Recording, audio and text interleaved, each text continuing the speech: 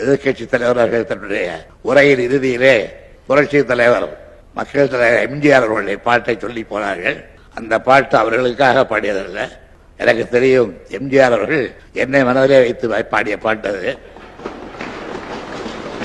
ஏனென்றால் என்னுடைய 40 ஆண்டு கால நண்பர்களாக இன்னும் சொல்ல போனால் திராவிட முன்னேற்ற கழகத்தினுடைய தேர்தல் கட்சி தேர்தல் நடைபெற்ற போது தலைவராக நான் தான் வர வேண்டும் என்று அதற்காக பாடுபட்டவர், அதற்காக ஆட்களை சேர்த்தவர். அந்த நன்றி என்றைக்கு எனக்கு உண்டு, சாகர வரையிலே உண்டு. அதே போல இந்த பொறுப்புக்கு நான் வர வேண்டும் என்று விரும்பியவர்களில் அவரும் ஒருவர்.